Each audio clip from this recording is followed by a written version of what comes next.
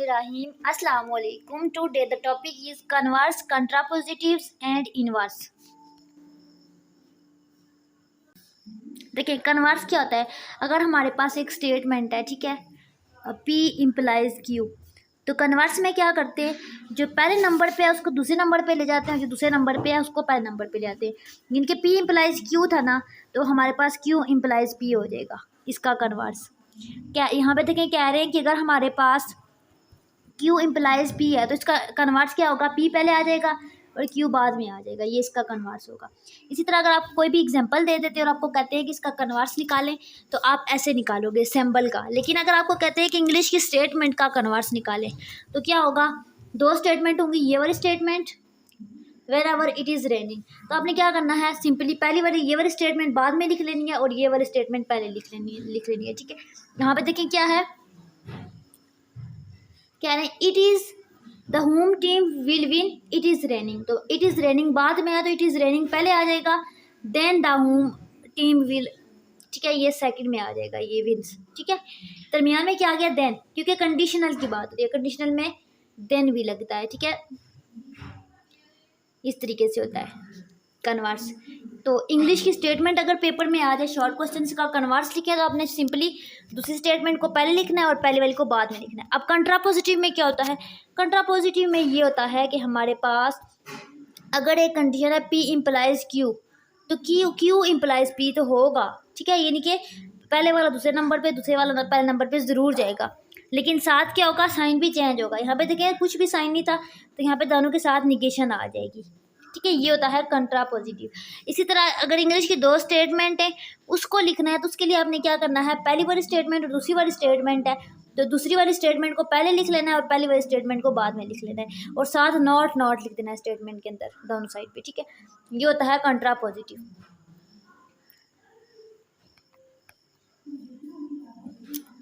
उसका truth table ऐसे बनाते हैं, और इसको देखें वही एग्जांपल कि it is raining then the team will win. तो देखिए सबसे पहले हमने लिखना है द टीम विल विन। ठीक है, तो साथ निगेशन भी है, तो not, the team will not win. ठीक है, देन इट इज़ रेनिंग है, तो इट इज़ नॉट रेनिंग, यानी कि स्टेटमेंट भी चेंज होंगी और दोनों के साथ नॉट भी लगेगा। ठीक है, ये इस तरह से आप स्टेटमेंट को लिख सकते हो। इनवर्स में क्या होता है, इनवर्स में सिंपली आप निगेशन लगाते हो। समझ आ गई है। अच्छा, इनवर्स में क्या होता है, नंबर चेंज नहीं होते। ठीक है, यानी कि अगर पहले नंबर पे P था तो P ही रहेगा, अगर दूसरे नंबर पे Q था तो Q ही रहेगा, जस्ट यहाँ पे ये सिंबल चेंज होते हैं। अगर यहाँ पे निगेशन है तो निगेशन नहीं होगी, अगर निगेशन नहीं है तो निगेशन होगी, ये चीज़ होती है इसमें। तो इसकी स्टेटमेंट में बस नॉट लगाते हैं। देखें अब सिंपल सी बात है, अगर वही एग्जाम्पल है इट इज़ रेनिंग, तो आ जाएगा it is not raining, then the home team will not win. ठीक है, इस तरीके से आप इसको इंग्लिश की स्टेटमेंट में लिख सकते हो। अब दो तरीके से क्वेश्चन आएगा, या तो आपको सिंबल आएगा बना हुआ यूँ, कहेंगे कि इसका इनवर्स निकालें, कन्वर्स निकालें, कंट्रापोजिटिव। ठीक है, आप निकालोगे, या फिर आपकी इंग्लिश की स्टेटमेंट आएगी, कहेंगे कन्वर्स निकालें, इनवर्स निकालें, कंट्रापोजिटिव निकालें, या फिर इसका ट्रुथ टेबल ड्रा करें। मीन टू से कि आपको तीनों टॉपिक के ट्रुथ टेबल, स्टेटमेंट फॉर्म और सिंबॉलिक फॉर्म आनी चाहिए। ठीक है, टेबल 4 है, इसमें आपने बताना है कन्वर्स, कंट्रापोजिटिव एंड इनवर्स। ठीक है, देखिए सबसे पहले क्या स्टेटमेंट है, a positive integer is prime only if it has no divisible other than. चल देखिए, ये है पहली कंडीशन, देन के बाद है ये दूसरी कंडीशन। अब क्या कह रहे हैं, पहले क्या निकाल रहे हैं, कन्वर्स। अब कन्वर्स में क्या होता है, में क्या था, a positive integer is prime only if it has no divisor other than I self itself. तो इटसेल्फ वाली स्टेटमेंट पहले आ जाएगी, a positive integer has no divisor other than I. ठीक है, आई, ये एक स्टेटमेंट आ गई है। अब दूसरी स्टेटमेंट आ जाएगी ये वाली, पॉजिटिव इंटीजर वाली बाद में आ जाएगी। ठीक है, and itself then a positive integer is prime, ये नहीं कि ये जो पॉजिटिव इंटीजर है ये प्राइम है, ये बात पहले नंबर पे थी और इटसेल्फ बाद में थी, तो यहाँ पे इटसेल्फ पहले आ गया और प्राइम बाद में आ गया, तो ये कन्वर्स हो गया इसका। ठीक है, इसी तरह इनवर्स में क्या होगा, दोनों स्टेटमेंट ये पहले इसी तरह रहेगी, इस तरह रहेगी, बस दोनों में नॉट लग जाएगा। ठीक है, और कंट्रापोजिटिव में क्या होगा, ये स्टेटमेंट पहले आएगी, ये बाद में आएगी और दोनों के साथ नॉट भी लगेगा। ठीक है, ये आपने खुद करनी है, सारी एग्जांपल बार बार दे रहे हैं, इसको आप देख लेना। अच्छा, आर्गूमेंट का मतलब होता है कोई भी बात कहते हैं उसको हम कहते हैं आर्गूमेंट। अब देखिए मैं कहती हूँ टुडे इज संडे, आज इतवार है, अब ये बात सुन के आपके माइंड में आया है कि क्या इतवार है या नहीं, अगर है तो आप कहोगे यस, अगर नहीं है तो आप कहोगे नो। यानी कि कोई भी ऐसी बात जिसको करने से हमें पता चल जाए, हम कह सकें कि ये बात सच है, ये झूठ है, ये बंदा सच बोल रहा है, ये झूठ बोल रहा है, इस चीज़ को हम कहते हैं आर्गूमेंट। ठीक है, इस डिस्क्रीट मैथ के अंदर इसके हज़ारों मीनिंग होंगे, हर बुक में हर किसी के अपना पॉइंट ऑफ व्यू होगा, लेकिन मैथ में, डिस्क्रीट मैथ में इसका ये मतलब है कि कोई भी बात जिसको सुनने के बाद हम कह दें हाँ ये है या हाँ ये नहीं है, ठीक है, इसको हम कहते हैं आर्गूमेंट। जैसे कि मिसाल के तौर पे मैं कहती हूँ क्लोज द डोर, दरवाजे को बंद करो। अब इसमें ना तो मैं कह सकती हूँ, कोई अगला बंदा कह सकता है हाँ सच्ची बात है, झूठी बात है, ये एक सिंपल सा ऑर्डर है कि दरवाजा बंद करो, ये आर्गूमेंट नहीं है। लेकिन कोई भी ऐसी बात जिसको हम सुने और हम कहें कि यस या नो, इसको हम कहते हैं आर्गूमेंट। अब ये आर्गूमेंट यहाँ पे क्यों यूज़ हुआ है, क्योंकि यहाँ पे बात पूछी जाएगी। ठीक है, कहा जाएगा कि ये बताएं कि ये सच्ची बात है या झूठी बात है, यानी कि वैलिड है, सच है, इनवैलिड है, इनके झूठ है। तो हमने क्या करना है, इस क्वेश्चन को सिंपली वही सारे स्टेप जो पीछे हमने तरीके पढ़े उसी तरीके से सॉल्व आउट करना है, जो तरीका क्वेश्चन में मेंशन होगा, और एंड पे बताना है कि हाँ ये सच्ची बात है, जो आपने कहा है क्वेश्चन में वही चीज़ है। लेकिन अगर वो नहीं है तो आपने कहना है इनवैलिड है। ठीक है, ये इंपॉर्टेंट टॉपिक है, इसको आप देख लेना, एमसीक्यूज और क्वेश्चन आते रहते हैं। देखिए ये बात हो रही है कि वही सारी बात शॉर्टकट पूरी मैंने बता दी, इसको देखने की जरूरत नहीं है कि सच है या झूठ है। अच्छा जी, इसमें से एमसीक्यूज आता है। देखिए, N argument is prepositional logic. ठीक है, यानी कि एक लॉजिक है, वही बात है कि सच है, ऐसी बात, इस सारी लाइन का वही मतलब है कि देख के बता सके कि सच है कि झूठ है। ठीक है, कह रहे हैं कि हमारे पास सारी बातें, अगर हमारे पास जैसे कि कोई भी बात है ना, कोई भी मसला हुआ है घर में, तो हम सारों से पूछते हैं कि हाँ घर में क्या मसला हुआ है। सारे अपना अपना पॉइंट ऑफ व्यू बताते हैं, एक बंदा अपनी स्टोरी बताता है, दूसरा अपनी, तीसरे अपनी, चौथा अपना एक्सप्लेन करता है कि हाँ ये मसला हुआ है। ये सारे आ जाते हैं प्रीमाइसिस। अब इन सारी बातों को देख के हम एक कंक्लूजन निकालते हैं, एक फैसला करते हैं, उसको हम कहते हैं कंक्लूजन। ठीक है, शॉर्टकट सारी बात जो इसके अंदर लिखी हुई है वो मैंने अपनी लैंग्वेज में बता दी है, यही लिखा हुआ है। ठीक है, अब देखिए कह रहे हैं कि आर्गूमेंट वैलिड है। अब वही बात के सारों की हमने बात सुनी और हमने फैसला कर लिया कि हाँ ये बात है। ठीक है, कंक्लूजन निकल गया। अब कंक्लूजन क्या होनी चाहिए, ट्रू। जाहिर है अगर सारों की बात सुनेंगे, हम सच्ची बात पे सच्चा फैसला करेंगे तो वो क्या होगा, वैलिड होगा। ठीक है, सच्ची बात हमने कही है। लेकिन अगर हम गलत बात कहेंगे फैसला करने वाला, तो वो इनवैलिड होगा। जैसे कि कह रहे हैं, अब आपको मैथ की जुबान में समझाती हूँ। कह रहे हैं कि अगर argument is valid if the truth of all it's premises implies that. देखिए इसका क्या मतलब है, कह रहे हैं ट्रूथ का मतलब होता है ट्रू, सच्चाई, टी, यहाँ पे टी इसको कहते हैं। ठीक है, तो कह रहे हैं कि अगर हमारे पास आर्गूमेंट वैलिड कब होगा, यानी कि हमारी जो बात है वो सही वैलिड कब साबित होगी, सच कब साबित होगी, if the truth of all it's premises, यानी कि सारे प्रीमाइसिस ने ट्रूथ बताया है, यानी कि सारे बंदों ने अपने अपने जो पॉइंट ऑफ व्यू अपने तरीके से बताए वो सच सच बताएं। ठीक है, ट्रूथ यानी कि सारे प्रीमाइसिस ट्रूथ है। जो बंदे हमें बातें बता रहे थे अपने अपने से कि एक बंदा दूसरा बंदा, वो एक प्रीमाइसिस था, दूसरा प्रीमाइसिस है, देखिए पी एन प्रीमाइसिस है, यानी कि एन बंदों ने हमें अपनी अपनी स्टोरी बताई है और हमने कंक्लूजन किया है ट्रू। और हमने फिर सारी बात सुनने के बाद कंक्लूजन जिस बंदे ने किया उसने सच बात को साबित किया, उसको हम कहते हैं कंक्लूजन। तो कहते हैं कि अगर सारे प्रीमाइसिस सच बोलेंगे, कंक्लूजन फिर जवाब भी सच निकलेगा, तो हमारे पास आर्गूमेंट वैलिड होगा। ये एमसीक्यूज आता है। ठीक है, या फिर आपके पास आएगा आर्गूमेंट इज इनवैलिड। तो अगर हमारे पास प्रीमाइसिस सारे ट्रू होंगे और कंक्लूजन भी फॉल्स होगी, ट्रू नहीं होगी। ठीक है, बात ही समझ आ गई है।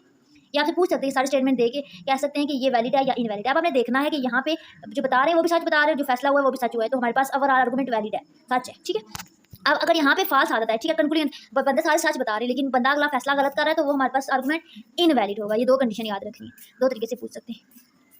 अब हम इसको प्रैक्टिकली यूज़ करेंगे आर्गूमेंट वैलिड इनवैलिड को। ये तो मैंने आपको रियल लाइफ से बताया था। देखिए कह रहे हैं कि ये हमारे पास एक स्टेटमेंट है, ठीक है, कंपाउंड स्टेटमेंट है, यानी कि एक से ज़्यादा स्टेटमेंट है। अब हमने इनको पढ़ना है, देखना है, सॉल्व आउट करना है और भी बताना है, फैसला करना है। देखिए क्या कह रहे हैं, if you have a current password you can log in to the network, यानी कि अगर पहला प्रीमाइसिस है यहाँ तक एक बात है, पासवर्ड होगा, दूसरा लॉगिन होगा, ये अलग बात है।